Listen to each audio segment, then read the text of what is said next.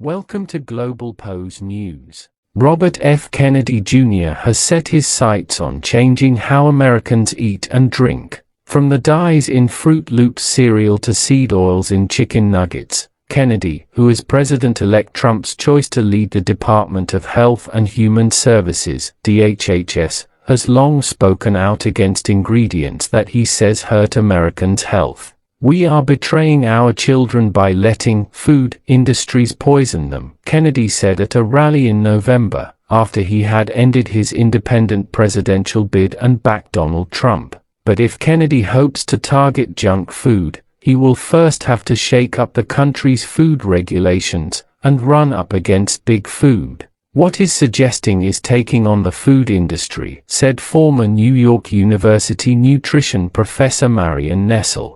"Will Trump back him up on that?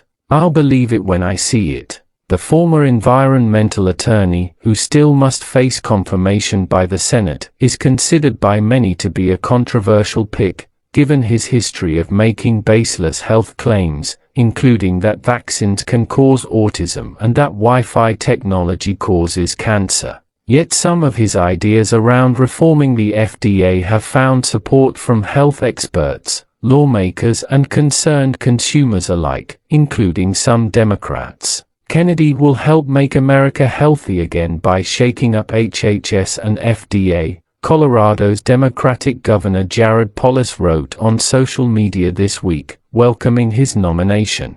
After receiving public backlash for praising him, Polis qualified his endorsement, writing on social media that science must remain the cornerstone of our nation's health policy. Leading up to the election, Kennedy, a former Democrat, offered several ideas for tackling chronic diseases under his slogan, "Make America Healthy Again."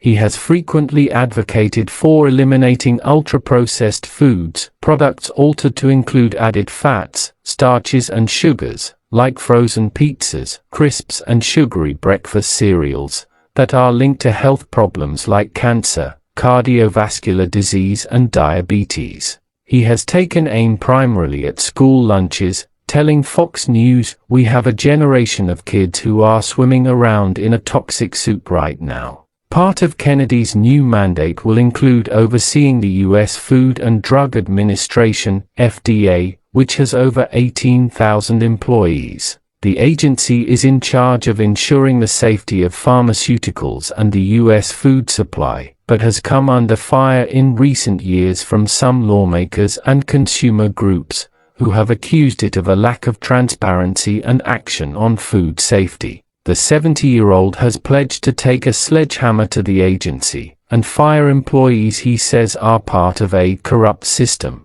There are entire departments, like the nutrition department at the FDA, that have to go, that are not doing their job, Kennedy told MSNBC this month. He has also pushed for getting rid of food dyes, including red number 3, and other additives banned in other countries. The former Democrat has also singled out more controversial health issues, including fluoride in drinking water, which he says should be banned altogether, and raw milk, which he believes has health benefits despite the increased risk of bacterial contamination.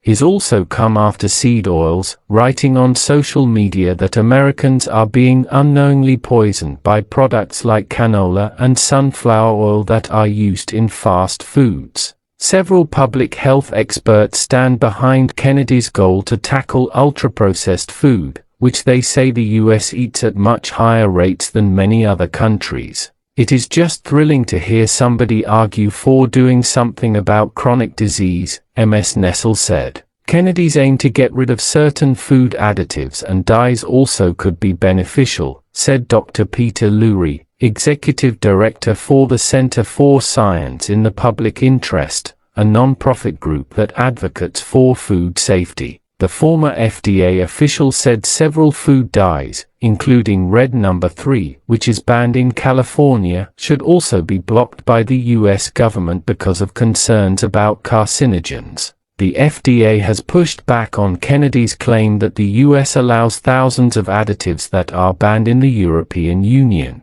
A spokesperson said it was necessary to dig deeper and understand the context behind the numbers when comparing regulations in the US and EU, which use different methodologies. But public health experts and former officials said a number of Kennedy's goals were not worthwhile and in some cases, harmful. For instance, drinking raw milk that has not been pasteurized, a process that helps kill bacteria, can make people sick or even kill them, research has found. There's no evidence of any nutritional benefit of any magnitude that we know that comes from non-pasteurizing of milk, said Dr. Lurie. Kennedy's proposal to remove fluoride from drinking water also could be problematic, because fluoride, in the low levels found in water, has been proven to improve dental health, said Ms. Garner. Removing it from the water supply would also be out of his jurisdiction, because fluoride levels are controlled by states. And his claim that seed oils are helping drive the obesity epidemic is not based in science, either, Dr. Lurie said. We see no evidence for that. In fact, they seem like important products to the extent that they substitute for saturated fats such as butter, he said. For more updates, news, views from around the globe, follow us on all our social media platforms at Globalpose.